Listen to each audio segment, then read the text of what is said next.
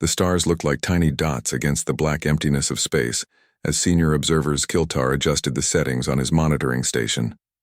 His 4 eyes blinked in sequence, while his gray skin reflected the blue glow of the screens around him. The observation post orbited silently around the gas giant in this unremarkable system, collecting data on what the Vidian Science Council had labeled as frozen worlds of no significant interest. Yet something had changed in the past rotation cycle. Movement on the third planet's surface had triggered the automated alerts. Skiltar zoomed in on the readings, his mandibles clicking together in confusion. "Observer Miktal, come look at this," he called to his colleague. The younger Vidian glided across the chamber, his hover harness humming softly. "What have you found, Senior?" "Movement. On the frozen world." Skiltar pointed a long, thin finger at the screen. "See these patterns? Something is cutting through the ice fields." The display showed thermal images of the planet's northern region. Long, straight lines appeared in the frozen methane ocean, creating paths where none had existed before. At the front of each line moved a small object, pushing through the solid surface. "Ice vessels," Miktal whispered, his voice filled with surprise. "But the planet registered as uninhabitable. The temperature is far too low for most carbon-based life." "Yet something lives there," Skiltar said. "Something intelligent enough to build machines that break through ice." He tapped a series of commands into his console. "I must inform the High Council immediately. This could be a significant discovery." 12 light-years away, Commander Lisa Davis of Earth's Outer Rim Survey Division stared at her own set of screens inside the climate monitoring station in northern Alaska. Outside, the temperature had dropped to -40 degrees, and the wind howled across the vast white landscape. The icebreaker ship Arctic Explorer moved slowly through the frozen sea, collecting vital data on polar ice thickness. "Coffee, Commander?" John Miller asked, holding out a steaming mug. Lisa took it gratefully, warming her hands around the ceramic. "Thanks, John. How are the readings coming along?" "Right on schedule. This new icebreaker design is working better than expected. We're cutting through ice formations that would have stopped the old models." John pulled up a chair next to her. At 35, he had spent nearly a decade studying Earth's shrinking polar regions. "The satellite imagery shows we've covered almost twice the area we planned for today." Lisa nodded, sipping her coffee. "Good. The more data we collect now, the better we can predict the climate patterns." She looked at the monitor showing the icebreaker's path from above. "I still can't believe we almost lost funding for this program last year. If people only understood how important this research is." The communication panel on her desk beeped. Lisa tapped a button, and the stern face of Admiral William Scott appeared on screen. "Commander Davis, we need to talk," he said without greeting. "Secure channel authorization code Sierra 9 Delta." Lisa exchanged a quick glance with John before typing in her access code. John nodded and quietly left the room as the screen changed to display a secure connection message. "What's happening, Admiral?" Lisa asked once the encryption was complete. "We've detected unusual energy signatures in high orbit. Something's been watching your operation." Admiral Scott's expression remained serious. "And it's definitely not one of ours." Lisa felt a cold sensation that had nothing to do with the Arctic temperature. "Are you saying extraterrestrial observation?" "That's exactly what I'm saying, Commander. The Pentagon has been tracking this signal for 3 weeks now. Whatever's up there, it's using technology we've never seen before. Advanced cloaking. Systems that our satellites can barely detect." Lisa leaned back in her chair, trying to process this information. Why would aliens be interested in our icebreakers? We have space stations, lunar colonies, the Mars base. Why focus on something so ordinary? "That's what we need to find out," Admiral Scott replied. "The signal appears to be transmitting data about your ice-breaking operations to somewhere far beyond our solar system. For now, I need you to continue as normal. Act like you don't know you're being watched." "Understood, sir." Lisa nodded, her mind racing with questions. "How do you want me to brief my team?" "Tell no one except Miller. He's been cleared for this information." The Admiral paused, Mission Control is sending you encrypted instructions within the hour. We're calling it Operation Cold Witness. The President has been informed. After the Admiral signed off, Lisa sat alone in her office, staring at the monitor showing the slow progress of the icebreaker through the frozen sea. She had always believed that first contact with alien life would involve grand announcements and historic diplomatic meetings. Never had she imagined that aliens would secretly watch humans break ice in the Arctic. In the Vidian High Council chamber, the 7 eldest members of their species gathered around a large holographic display showing the frozen planet and its ice-breaking vessels. "Remarkable," Council Elder Zrilvan said, his wrinkled gray skin folding into deeper lines as he squinted at the image. "A species developing in such harsh conditions. They must be extraordinarily resilient." "Or desperate," another council member added. "Perhaps they evolved elsewhere on the planet and moved to the ice regions when conditions changed." Chief Scientist Dorlak manipulated the controls, zooming in on one of the ice vessels. "Their technology appears primitive by our standards, simple mechanical devices pushing through frozen material. I estimate they are at least 300 cycles away from achieving space travel." "Could they be dangerous?" asked the security. Elder Dorlak tilted his head in the Vidian equivalent of a negative response. "Highly unlikely. They are confined to their frozen world, using basic tools to survive. They pose no threat to the Coalition." The Grand Elder, oldest of all Vidians, raised his hand for silence. "I believe this presents us with an opportunity. The Coalition Charter encourages us to guide developing species, especially those showing determination against difficult conditions." He paused, looking at each council member. "I propose we establish first contact and offer our assistance. These ice dwellers have proven themselves worthy of attention by their persistence alone." "And if they react badly?" The security elder pressed. "We have observed them for a full cycle," the Grand Elder replied. "They show no signs of aggressive expansion. They simply break ice and collect materials. Their world is harsh, their technology limited. What harm could they possibly do?" After discussion, the council voted. 6 lights glowed green.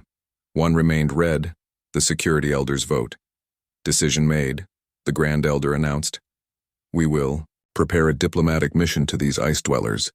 Select our most experienced contact team. Show them the benevolence of the Vidian people and the benefits of joining the Galactic Coalition." As the council dispersed, the security elder approached the Grand Elder privately. "I hope you remember this moment," he said quietly. "If your ice dwellers turn out to be more than they appear." The Grand Elder dismissed this with a gesture.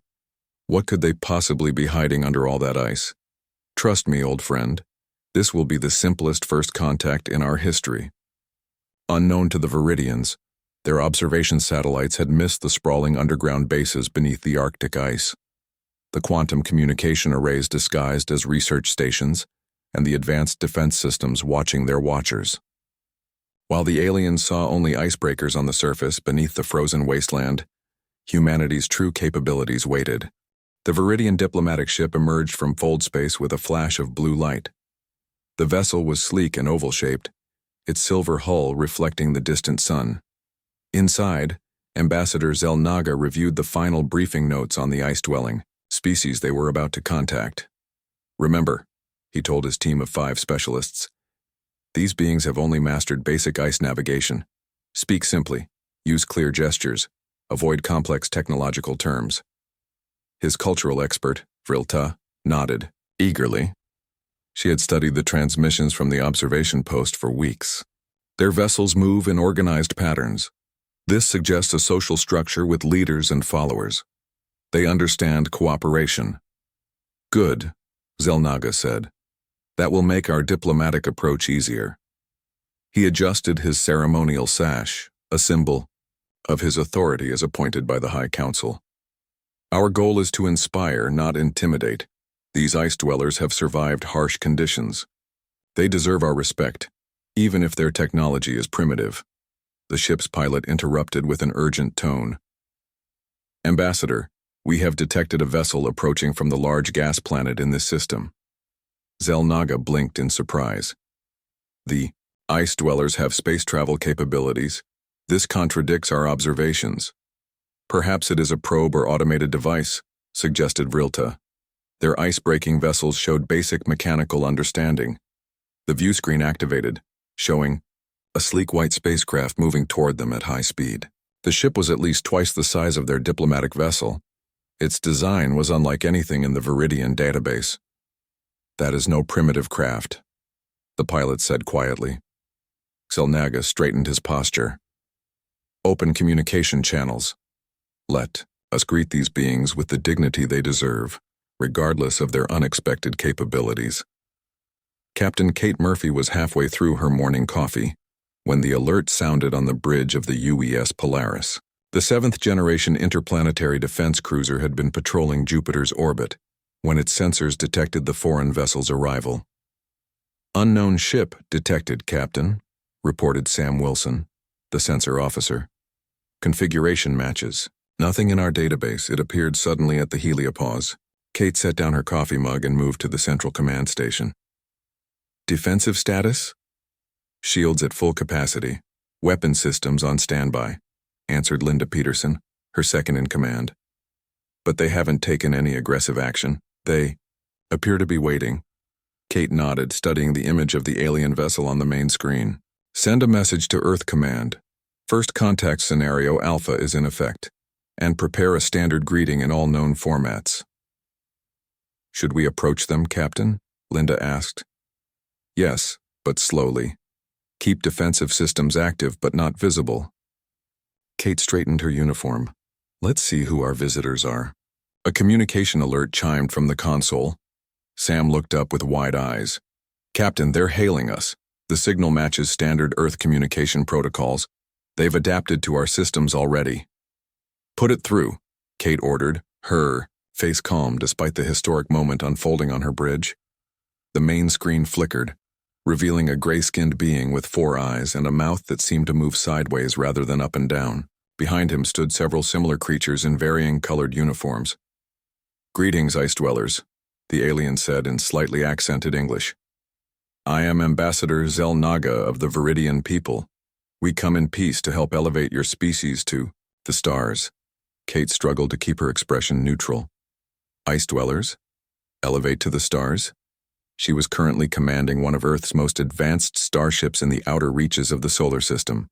"This is Captain Kate Murphy of the United Earthship Polaris.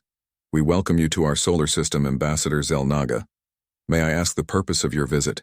The ambassador seemed briefly confused by her fluent speech and formal demeanor.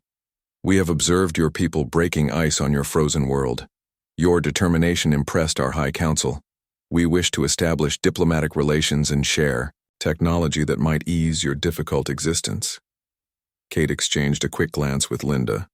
These aliens had somehow completely misunderstood humanity's technological level. They had been watching the Arctic research icebreakers and concluded that humans were primitive ice dwellers. "Ambassador," Kate responded carefully, "we appreciate your interest in Earth. I have notified our leadership of your arrival. They request a meeting in 3 days' time after proper preparations have been made. Would that be acceptable?" "Of course," Xel'Naga replied, seeming pleased. "We understand that contact with an advanced civilization must be overwhelming for your people. 3 days will give you time to prepare your leaders. We can provide guidance on appropriate greeting ceremonies if needed." Kate bit the inside of her cheek to stop herself from smiling. "That's very thoughtful.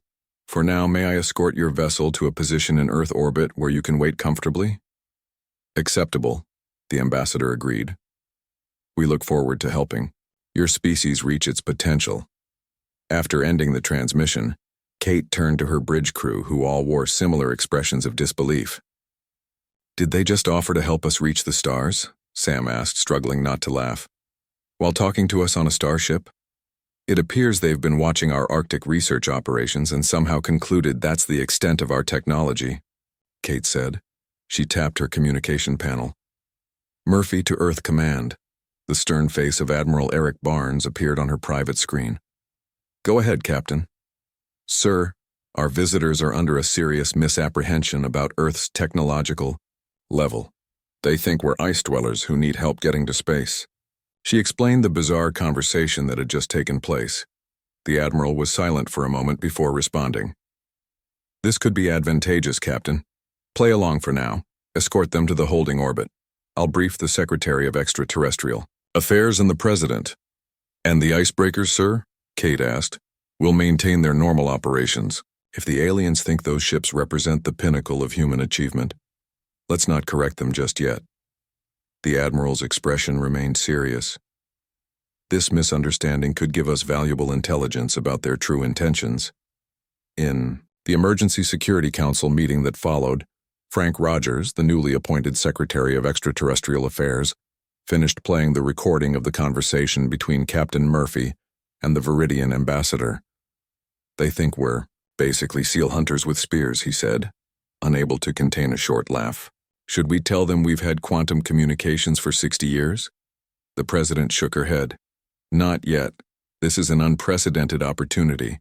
For the first time, we're meeting an alien species that isn't approaching us as equals or potential threats, but as a primitive species they can help." She looked around the table at her advisors. "What can we learn from this situation?" Defense Secretary Howard Jones tapped his stylus on the table. "Their intentions. If they truly want to help a less advanced species, that speaks well of their culture. If they're looking for something else, resources, territory, subjects, we'll see that too." "Agreed," the President said. "We'll play along, at least initially. Create a controlled environment for their landing. Make it look less advanced but not obviously fake. Select a diplomatic team that can maintain this charade while gathering information." As the meeting continued, screens showed the Vidian ship settling into Earth orbit, completely unaware that the primitive ice dwellers they had come to help were already monitoring every system on their vessel, translating their internal communications, and developing contingency plans for every possible scenario. The misunderstanding was about to become the most unusual first contact in human history. 3 days later, the Vidian delegation prepared to land on Earth. Ambassador Zell Naga stood on the bridge of their ship, watching the blue planet grow larger in the view screen. His cultural expert, Vrilta, reviewed her notes one final time. "Remember, to speak slowly and use simple terms," she reminded the team. "These ice dwellers have likely never seen beings from another world." The pilot guided their shuttle toward the landing coordinates provided by the humans. "The landing zone appears to be in a small settlement, Ambassador. Not what I would expect for such an important meeting." Zelnaga nodded. "They likely chose their most advanced city for this honor. Be respectful of what they consider impressive, even if it seems basic to us." The shuttle descended through Earth's atmosphere, clouds parting to reveal a landscape of green fields and small clusters of buildings. They approached a town that appeared modest by Vidian standards, simple structures arranged in a grid pattern, with minimal air traffic. "This is their advanced city?" asked the technology specialist Drellmore, sounding disappointed. "Judge not their achievements by our standards." Zelnaga replied firmly. "Remember, just breaking ice on their frozen seas was a triumph for them." The shuttle landed gently in an open area where a small group of humans waited. The delegation checked their environmental suits one last time, confirming that Earth's atmosphere was safe for their biology. "Let us make history," Zelnaga said as the door opened. Susan Baker stood at the center of the greeting party, wearing her most formal diplomatic outfit. Next to her stood Mayor Richard Green and 3 other officials specially selected and trained for this meeting. Behind them, the small town of New Hope, Colorado, waited, a carefully constructed setting that appeared to be a typical American small town, but was actually built just 3 days ago specifically for this meeting. The alien shuttle was smaller than Susan expected, about the size of a commercial airplane. Its surface shimmered with an iridescent quality that made it difficult to focus on directly. When the door opened and ramp extended, Susan took a deep breath. 5 aliens emerged, walking carefully as if testing the gravity. Their leader wore elaborate garments with shimmering symbols, while the others were dressed in simpler outfits of varying colors. "Welcome to Earth," Susan said, bowing deeply as instructed. She spoke slowly and clearly. "We are honored by your visit to our home." The lead alien bowed in return, a gesture they must have observed from human interactions. Greetings, Earth people. I am Ambassador Zelnaga of the Vidian High Council. We come in friendship to share knowledge with your developing world. Susan maintained her expression of wonder and gratitude, though internally she was amused by the alien's condescending tone. As protocol officer for the Extraterrestrial Affairs Department, she had helped establish diplomatic relations with two other alien species in the past decade, both of which had correctly recognized humans as technological equals. We have prepared a place for you to rest and meet our leaders, she said, gesturing to the town's largest building. Please follow me. The aliens walked slowly, stopping frequently to examine ordinary objects like streetlights and park benches. With fascination, Susan noticed them taking readings with small devices and whispering among themselves. Your settlement is more temperate than we expected, Zelnaga commented. We observed your people mainly in the ice regions. Those are our research teams, Susan explained carefully. They study ice to understand our planet's changing climate. Most humans live in areas like this. The alien delegation seemed surprised by this information. Vrilta, who Susan had identified as their cultural expert, made rapid notes on a small device. Inside the town hall, a simple meeting room had been prepared. The furnishings were deliberately outdated, no holographic displays or neural interfaces, just basic screens and physical documents. Mayor Green welcomed the visitors and offered refreshments that had been confirmed safe for Vidian biology. We have brought gifts for your people, Zelnaga announced, signaling to his technology specialist. Drellmore opened a case to reveal several devices. This is a basic energy converter. It will help you generate power without burning fuels. Placed another object on the table.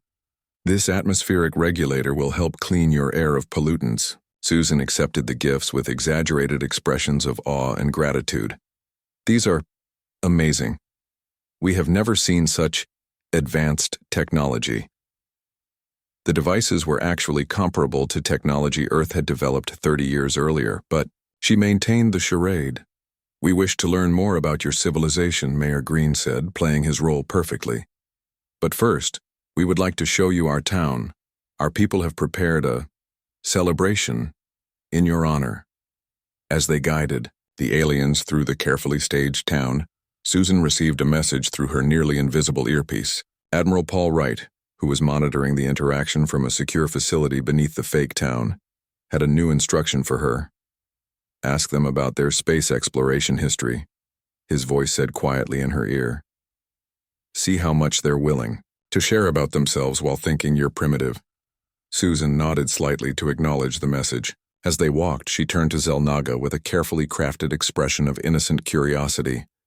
Your ships move between stars, she said in an awed voice. How many worlds have your people visited? Are there many others like us? The ambassador seemed pleased by her interest. The Galactic Coalition, of which we are members, has charted over 12,000 inhabitable worlds and established relations with 73 intelligent species. Your Earth is the 74th to join our community. Galactic Coalition? Mayor Green asked, feigning amazement. There is a group of star people working together. Indeed, Zelnaga said proudly. For over 10,000 years, the Coalition has maintained peace and shared resources. Your world will benefit greatly from joining once your civilization reaches the necessary development stage. Susan noted that the aliens freely shared information they would likely keep classified if they knew humans' true capabilities. She asked another carefully worded question. What other worlds in our Sun family have you visited? The question seemed innocent enough, but the ambassador's response caused everyone in the human delegation to mentally snap to attention.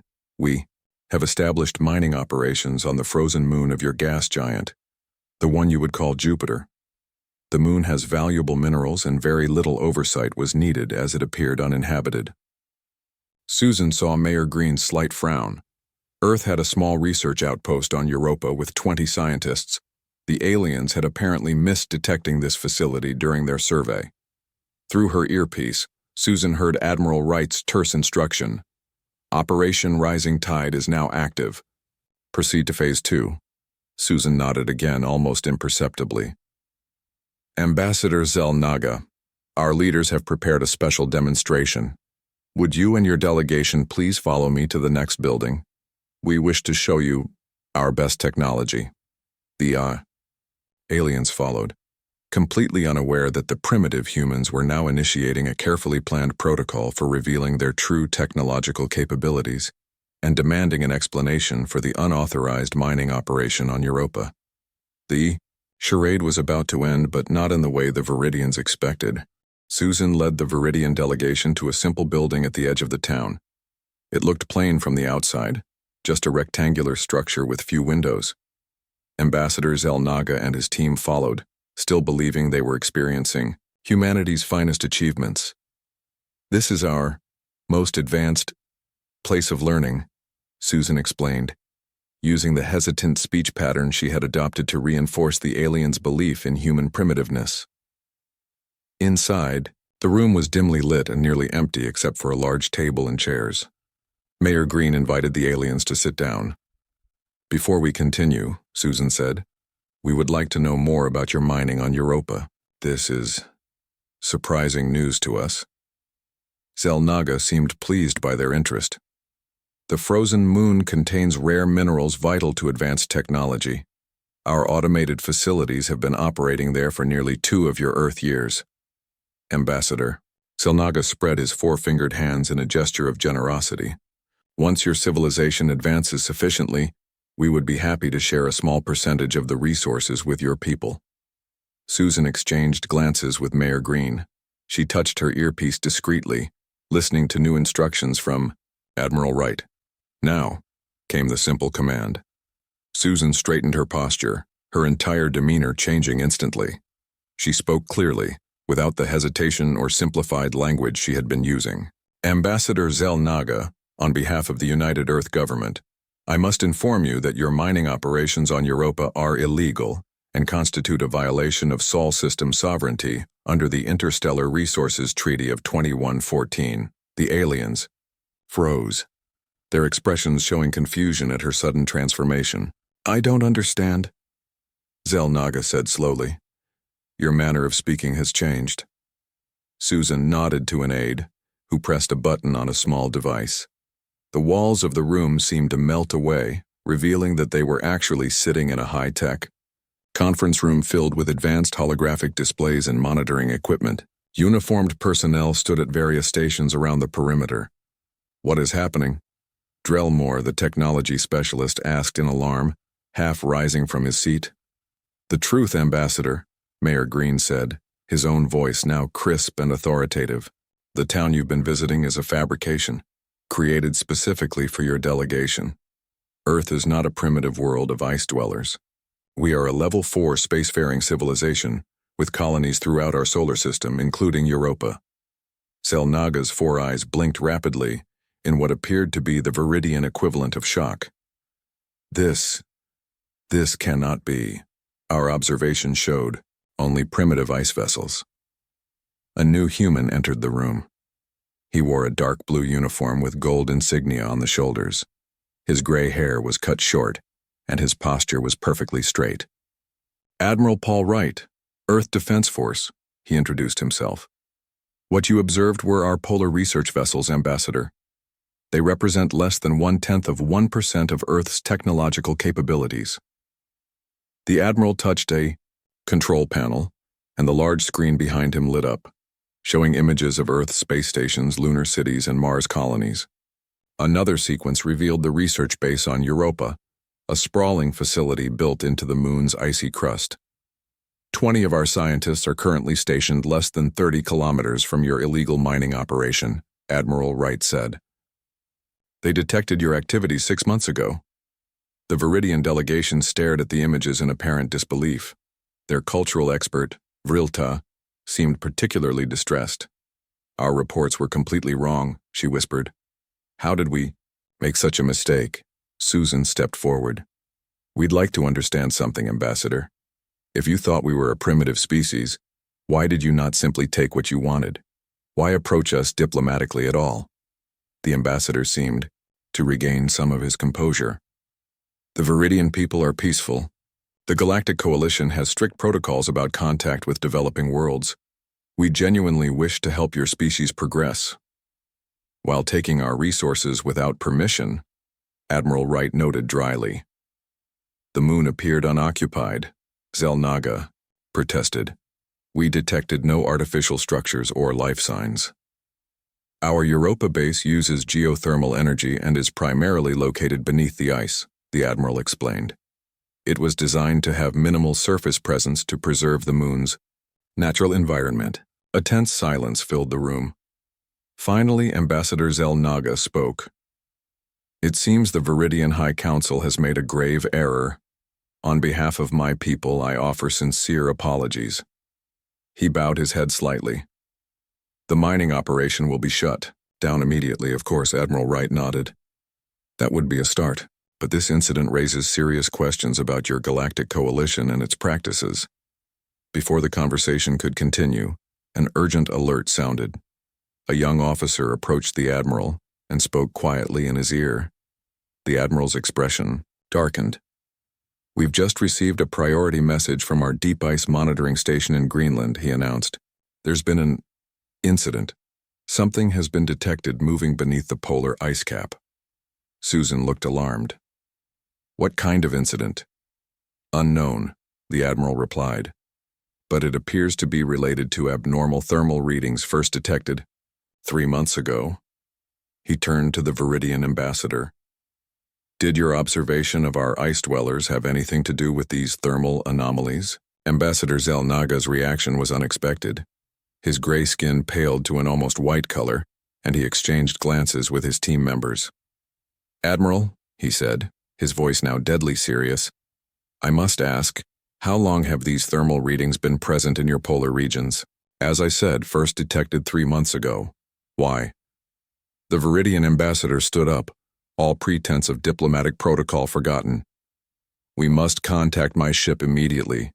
If what I suspect is true, then our presence here was not just to observe. Your icebreakers or establish first contact. Explain, demanded Admiral Wright. The Vidian High Council sent us here for first contact. Yes, Xel'Naga admitted.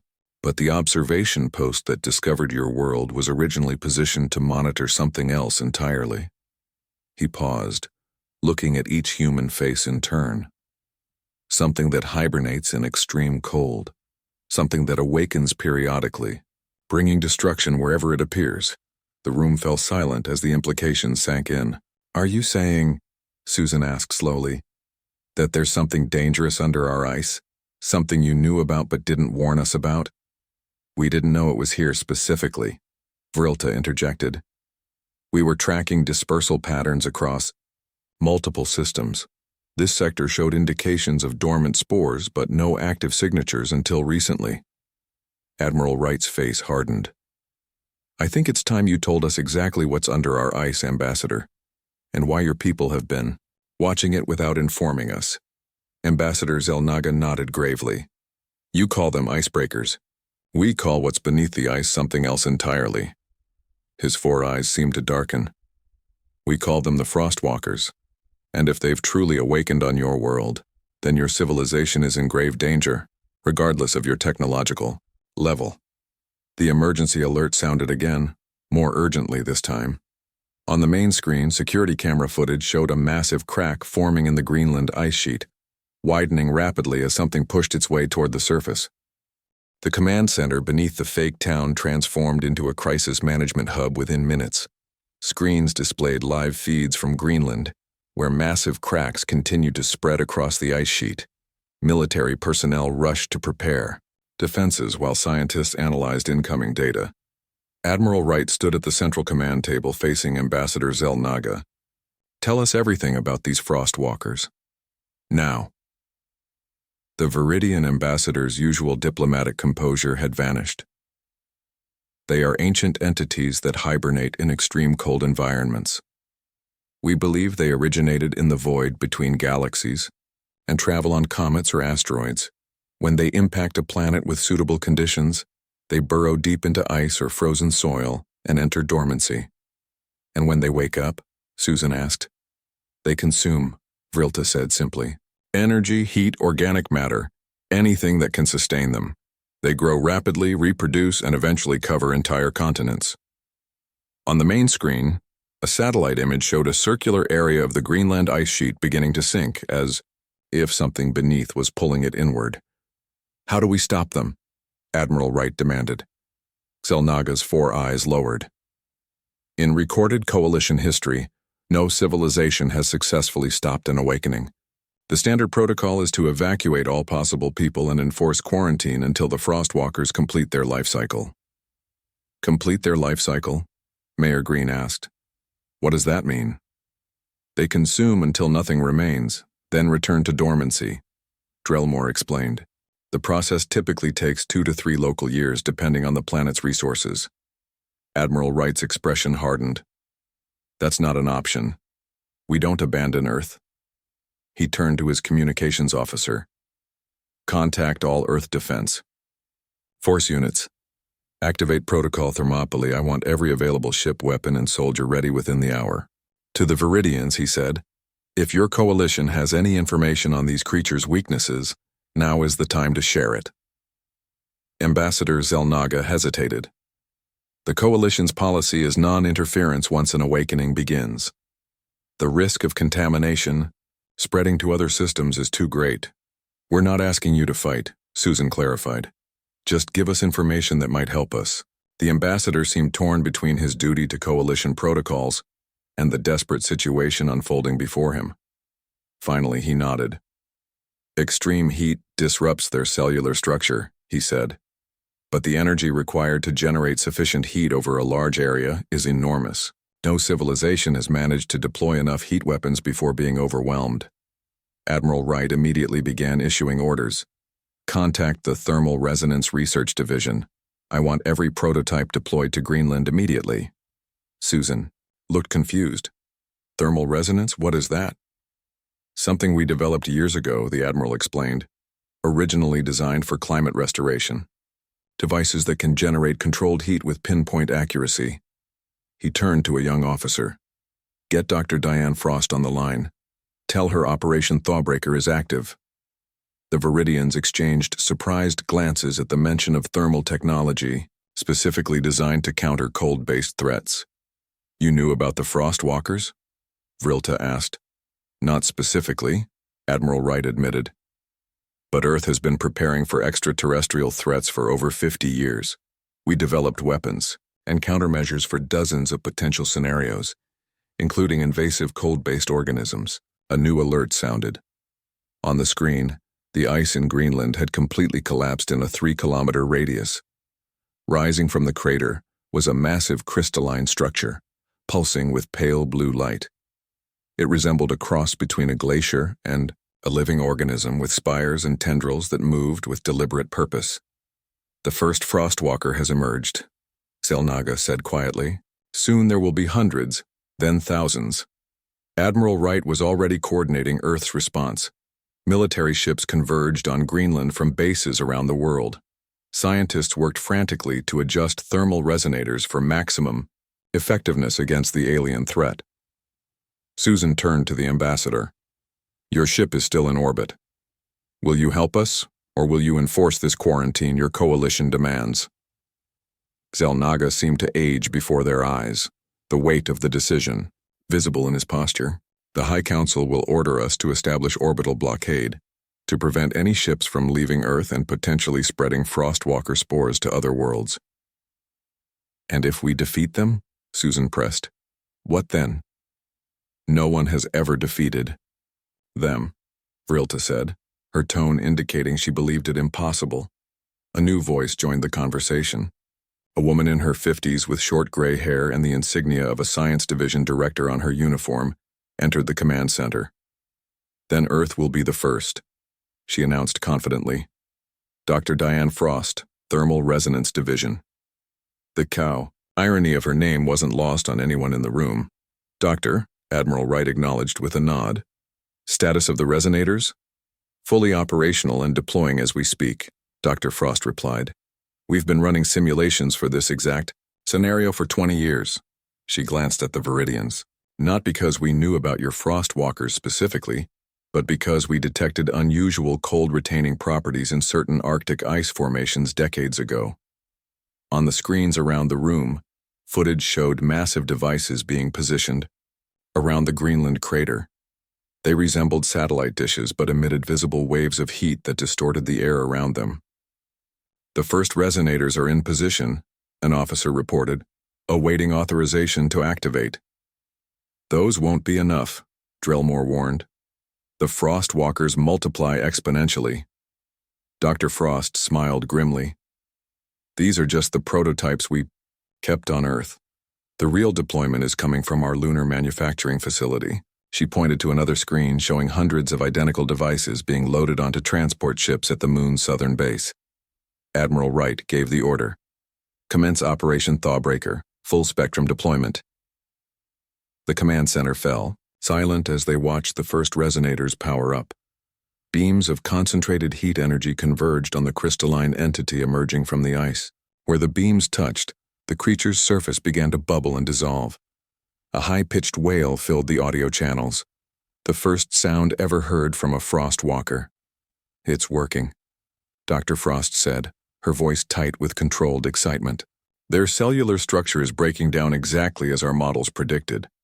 The Vidian delegation watched in astonishment as the humans coordinated their attack with practiced precision. More resonators arrived every minute, forming an increasingly dense network around the outbreak zone. "Impossible," Ambassador Zelnaga whispered. "In 10,000 years of coalition records, no species has mounted an effective defense against a full awakening." Admiral Wright turned to the alien diplomat. "With all due respect, Ambassador, you made a critical error in your assessment of Earth. You saw our icebreakers and thought they represented the limit of our capabilities." He gestured to the screens showing the coordinated global response. "What you were actually seeing were the early warning systems for something we detected 50 years ago." As the Frostwalker's crystalline body continued to melt under the sustained heat attack, more creatures began to emerge from the ice nearby, but each was immediately targeted by newly arriving resonators. "We've been preparing for this fight for generations," the Admiral continued. "Not because we knew about your Frostwalkers specifically, but because humanity has learned to be ready for threats from beyond our world."